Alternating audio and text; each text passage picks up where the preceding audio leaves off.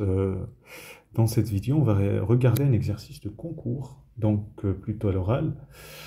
On va vous poser par exemple une question, calcule l'espérance d'une variable qui est bizarre. Donc x sur x plus y par exemple.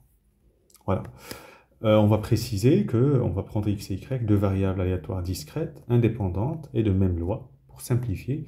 Et donc on veut calculer ça de deux façons différentes.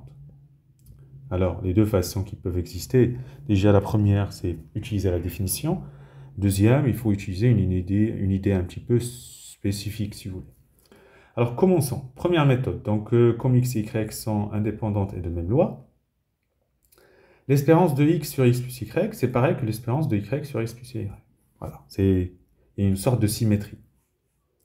Donc, mais quand j'ajoute ces deux espérances-là, donc l'espérance étant un opérateur linéaire, c'est l'espérance de x plus y sur x plus y, c'est juste 1.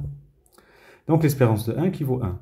Donc, puisqu'on a vu que c'était les mêmes, donc 2 fois l'espérance de ça égale 1, donc l'espérance vaut 1,5. Voilà, c'est vraiment une idée très très spéciale. Alors, utilisons maintenant la définition. Ok, donc on va utiliser l'espérance, on va chercher l'espérance de ça.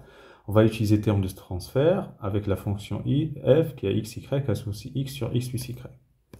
Donc c'est la somme sur ij de xi sur xi plus xj, probabilité de x égale xi et y égale xj.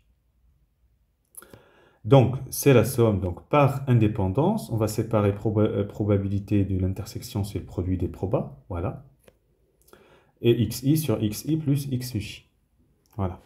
Donc, à partir de là, ce qu'on va faire, on va d'abord isoler le cas i égale j. Donc, on aura xi sur 2xi, donc ça fait 1,5, et puis la probabilité de xi de tout au carré, plus, donc là où c'est différent, i strictement inférieur à j. Et là, une fois, on va avoir xi sur xi plus xj, plus xj sur xi plus xj. Et tout ça, bien sûr, devant p de xi, p de y égale xj. OK?